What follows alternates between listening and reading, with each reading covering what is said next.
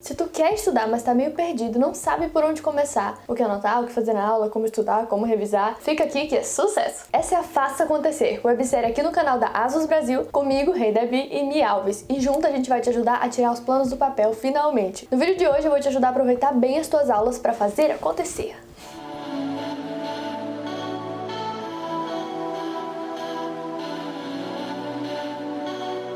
Se tu assiste aula, seja na faculdade, na escola, no cursinho ou no curso online, não tem jeito. O processo de estudar começa por ela. Então não tinha como eu começar a falar de estudar sem primeiro falar de como aproveitar essa parte tão importante. Eu sei que pode parecer estranho, porque em tese é só prestar atenção, é só ver o que tá rolando. Mas tem algumas pequenas atitudes que podem te ajudar a extrair o máximo. E o que é muito importante, a não achar tudo um saco. Então, como uma veterana querida, eu vou te passar as manhas e também ensinar alguns jeitos eficientes, fáceis e rápidos, que é tudo que o estudante quer e precisa, de fazer as suas anotações para poder estudar depois. Então, primeiro, dicas para aproveitar bem a tua aula. Primeiro de tudo, cronologicamente, porque aqui a aula ainda nem começou. No dia anterior, tu pode dar uma lida sobre o assunto, se o teu professor já tiver dito sobre o que ia ser. Ou se ele passou o material, melhor ainda, dá uma lida rápida nos slides dele. Não precisa ser nada muito extenso, complicado, não precisa chegar um doutor na matéria. Isso é basicamente para quebrar o teu gelo inicial com aquele assunto, entendeu? Porque uma das grandes coisas que faz a gente desanimar é não estar entendendo nada. Isso reduz drasticamente as chances disso acontecer durante a aula. Eu sei que é complicado, porque nem sempre dá tempo de estudar nem o que foi dado no dia, quem dirá o que vai ser dado no dia anterior,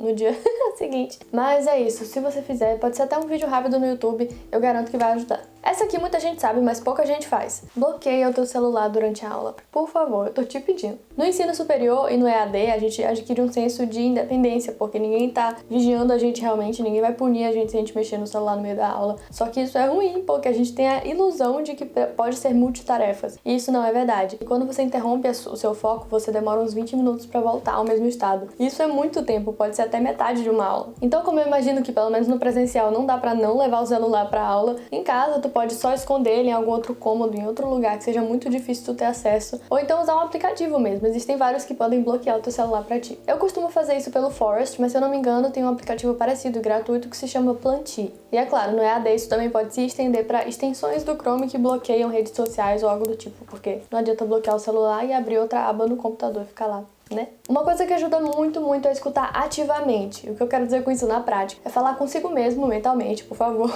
repassando o que foi dito e refletindo sobre. Isso te força a prestar atenção e já é um estudo, o que poupa o teu tempo depois. Se parecer muito abstrato ou estranho, eu vou te dar um exemplo bobo. A professora fala: a tetralogia de Fallot é uma cardiopatia congênita cianótica. Aí eu tô ao mesmo tempo pensando, é cianótica, né? Então significa que o bebê fica azul. Beleza. E a tetralogia deve ter umas 4 características importantes dessa doença, né? É Fallot. Será que é Fallot porque um cara falou? Às vezes essa ideia é basicamente ecoar o que o professor falou na tua cabeça. Então ao invés de só estar escutando, tu meio que tá conversando com a aula. É isso. Se não fez sentido, só tenta.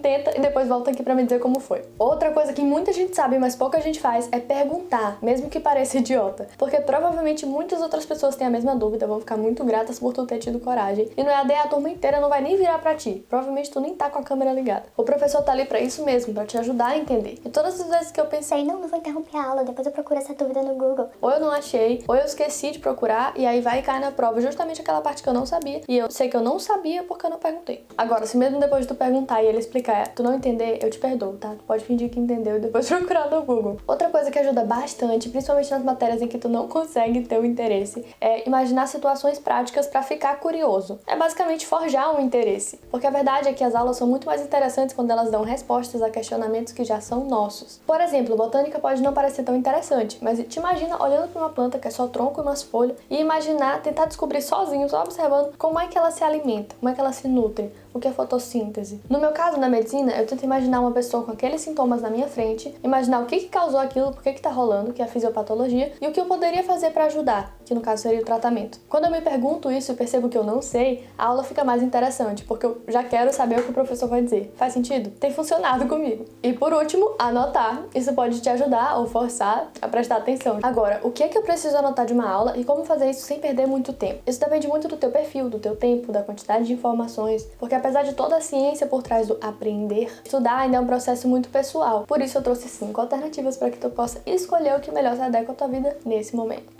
Por exemplo, na escola, os cadernos e às vezes até o cantinho do livro já são suficientes para anotar. Já no ensino superior, o grau de informações vai aumentando, o tempo vai diminuindo e pode ficar difícil acompanhar tudo à mão. Por isso, eu vou mostrar as dicas usando o notebook Asus VivoBook 15, que vem equipado com processador Intel Core i7 da 11ª geração e processador gráfico Intel Iris Xe, que realiza tarefas com velocidade e inteligência inigualáveis, ganhando mais tempo para ti, fora que é fino, leve e tem maior duração de bateria.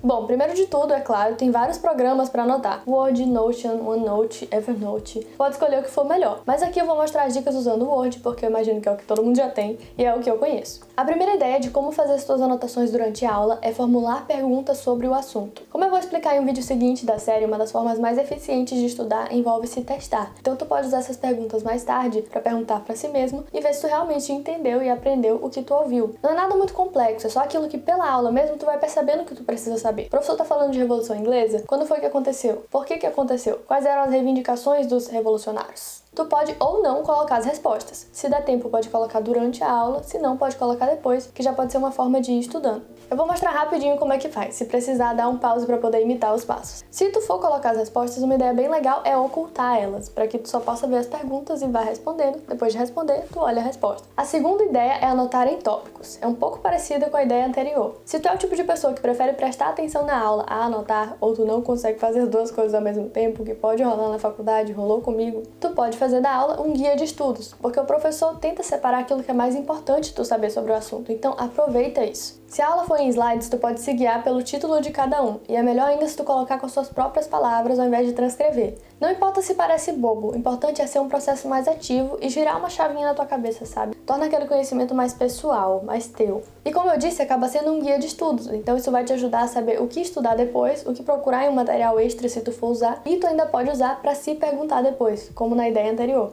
A terceira ideia é imprimir os teus slides e anotar no cantinho que o professor disser e já não tiver lá. Para quem não abre mão do material físico, mas ainda assim tem muita informação para anotar ao mesmo tempo, tu pode pegar os slides se o teu professor enviar antes da aula, jogar no Word, diminuir a fonte, assim tu reduz a quantidade de tinta e a quantidade de folhas que tu vai gastar, e durante a aula só ir anotando no cantinho o que ele disser e já não tiver no material. Assim tu não precisa dividir a atenção entre o que ele está dizendo e o que ele está mostrando, porque o que ele está mostrando tu meio que já tem anotado. A limitação desse método é que, claro, nem todo professor envia o material antes da aula, ou sequer envia o material. Mas tu pode tentar conseguir com alguém à frente da tua turma, por exemplo. Se tu tiver um tablet, também dá para baixar os slides e ir anotando direto neles. Outro exemplo é que se você tiver uma apostila que o professor usa como base, você pode usar ela durante a aula como seu caderno e ir anotando no cantinho da mesma maneira. A quarta ideia é para aqueles dias em que a tua energia tá lá embaixo e tu nem consegue manter uma postura ativa. Vamos escravizar uma máquina para ouvir e escrever tudo para nós. Se a aula for presencial, tu pode abrir o Google Docs, que já tem uma função de escrever por ditado, e ele vai escrevendo tudo sozinho. Comigo nunca funcionou, mas eu já ouvi pessoas falarem que usaram e deu certo. Se for no computador, tá assistindo a aula ou tá ouvindo a gravação da aula,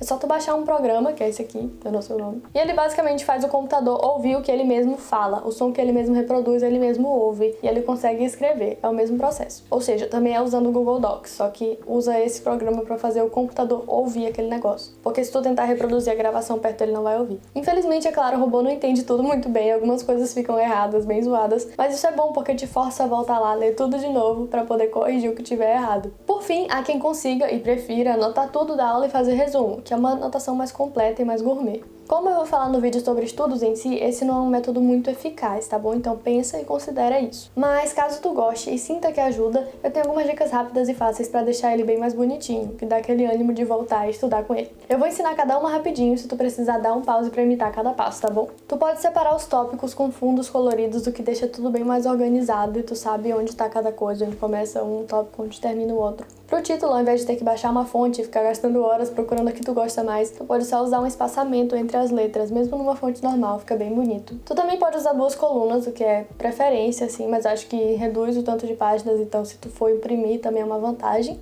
E por fim, use imagem. Se tu comparar com e sem, qual é que dá mais vontade de estudar? E é isso, nada muito complicado ou que tome muito tempo, para que estudar seja aquilo que tem que ser, só uma parte da tua vida. E para te ajudar a estudar, como eu acabei de fazer, de nada, tu pode escolher o notebook ideal para as tuas necessidades. A Asus criou um site muito massa que te ajuda a identificar qual que é mais indicado para ti. Vai lá em aprendacomasus.com.br. E para saber mais sobre o Asus VivoBook 15, o notebook que eu uso para trabalhar e estudar, dá uma olhada no link da descrição do vídeo. Ei, mas tu já assistiu último episódio? Não, bora, clica aqui. E pra não perder mais nada, já se inscreve no canal, já ativa o sininho. Bora, eu tô esperando. Beijo, até a próxima!